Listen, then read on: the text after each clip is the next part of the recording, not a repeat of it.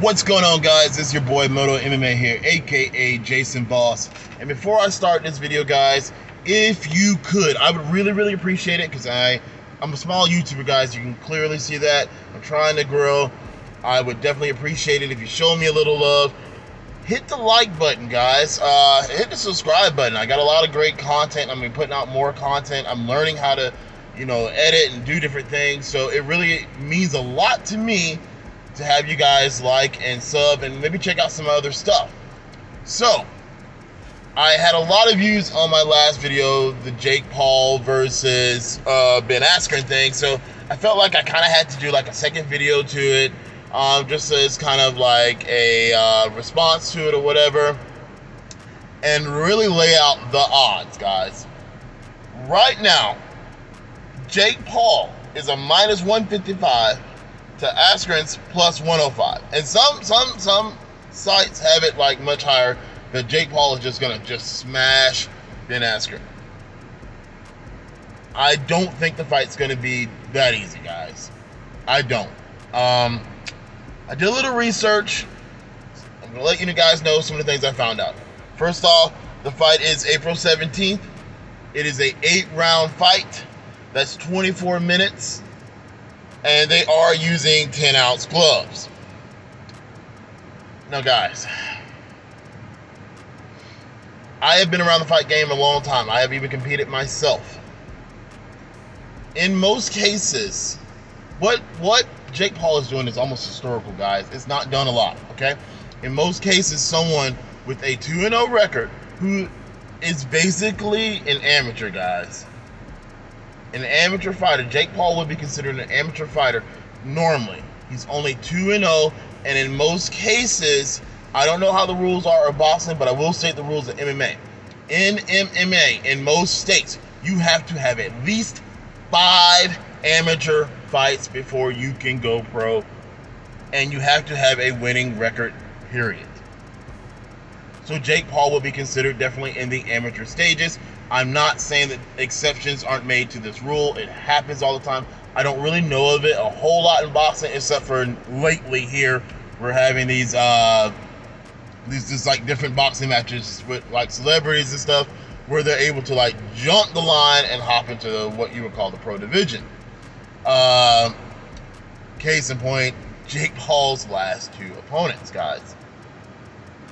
Okay, I'm gonna try to say his name right. Anderson or whatever it is.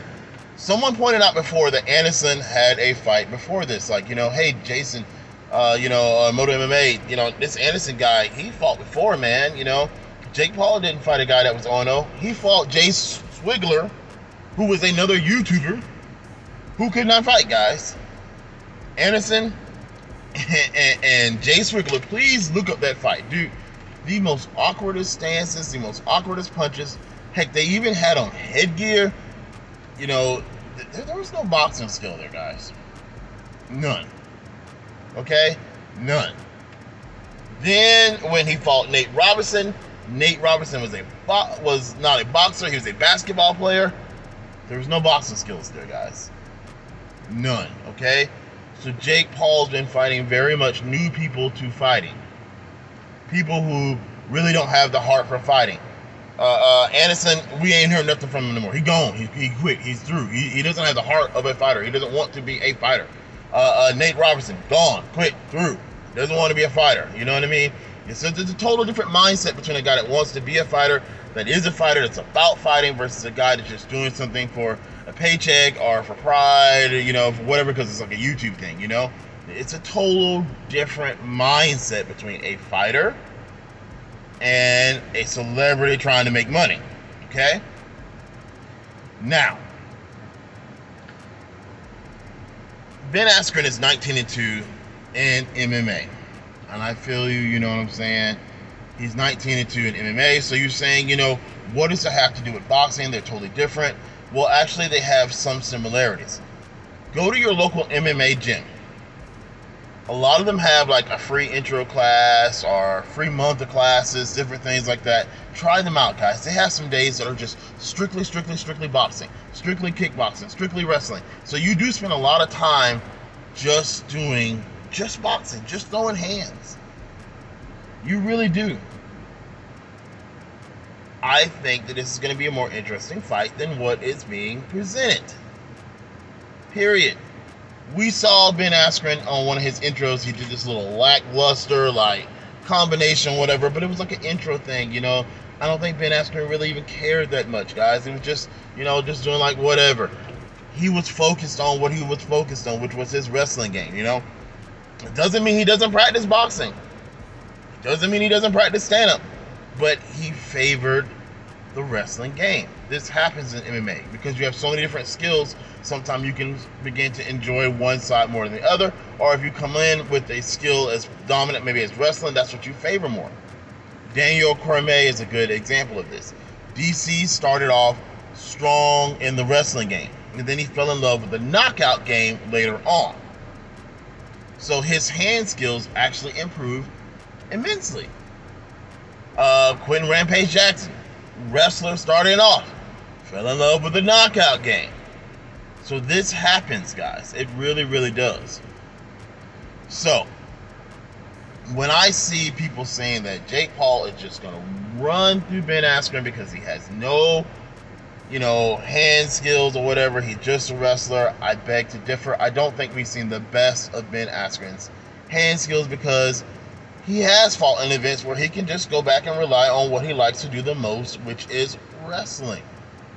So that's what he does, because that's what he likes to do the most.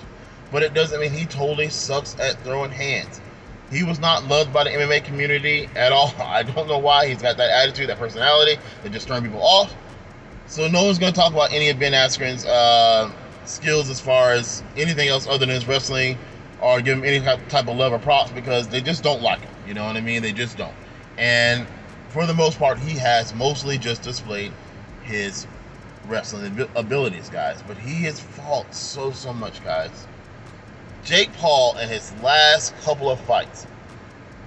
First round, he beat Anson. Second round, he beat Nate. People who can't box. People who can't fight. He beat them quickly. We don't know if Jake Paul has cardio yet. We don't know if Jake Paul can be pushed when he's got someone else that can take a beating, that's in his face, that can fight, that has the heart of a fighter also. I will give it to Jake. I will say Jake has heart when it comes to the fight game, guys. Because here's the difference between Jake Paul and his last two opponents. Jake Paul likes boxing. He likes it. Jake Paul has been training boxing before he fought them because he likes it. And then when he got ready to fight them, he started training boxing and then went to a fight camp. And in fight camp, you take your training and you amp it up and you map it, you know, kind of towards this other person, you know what I mean? Same thing with Nate Robinson. And maybe he couldn't map it towards Nate or map it towards Anson because they really hadn't fought too much. Nate hadn't fought at all. So he could really, you know, aim it towards like a strategy to beat them. But however, he could definitely amp up his training and get better. I can't put you just can't. I can't take you, put you in a fight camp against a guy that trains to do something all the time and think you're going to win. You're not going to win. Because this guy that trains to do it all the time has mastered a lot of the fundamental skills already. And in the fight camp, now he's amping up his training and he's sharpening his tools. He's become so much more better, more crisp, you know, now. So you take Nate Robinson, a guy who his fight camp was really just his beginning training where he's just kind of learning the techniques. He's kind of learning the beginning things. He still hasn't worked out the butterflies. He still hasn't worked out all the techniques. He still hasn't worked out a lot. I don't think by far he's going to beat Jake Paul. I don't think at all he's going to beat, you know, Anson's going to beat Jake Paul. I wouldn't have saw that because Jake Paul loves to box. Now, does this say Jake Paul has no chance? No. Jake Paul has a chance, guys. He does have a chance because, like I say, he loves to box. I'm sure he's taking his training very, very seriously because he seems to have the heart for it.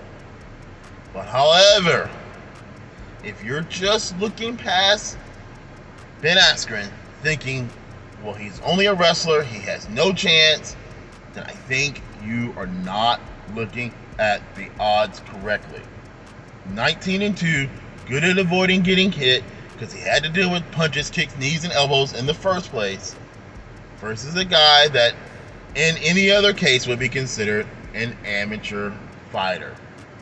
You have amateur fighters right now in your neighborhood area, whatever, who fought 2 fights, who fought guys that never fought before, and we're not looking at them thinking they're going to beat the next big thing.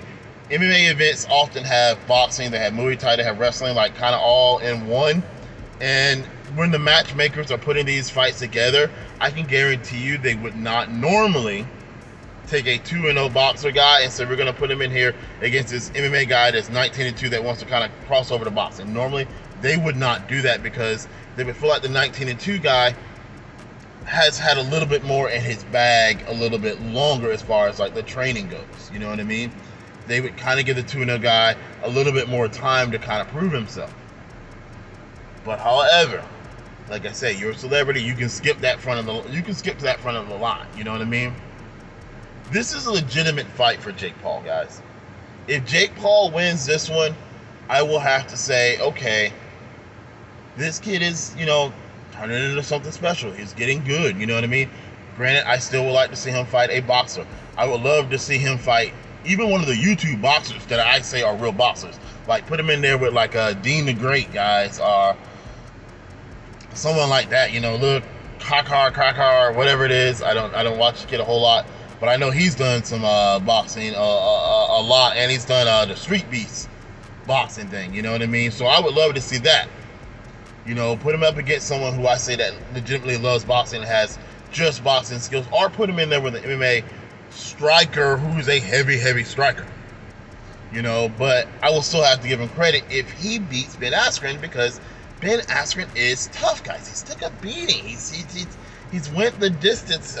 He's had two 5-minute round fights. That's 25 minutes, and he's went to the 3rd and 4th several times against people that were constantly beating on him, and he did not give up. And smaller gloves. Yes, I understand they're using 10, but MMA is 4. That's still 6 ounces more of glove. Period. This is not going to be a cakewalk fight.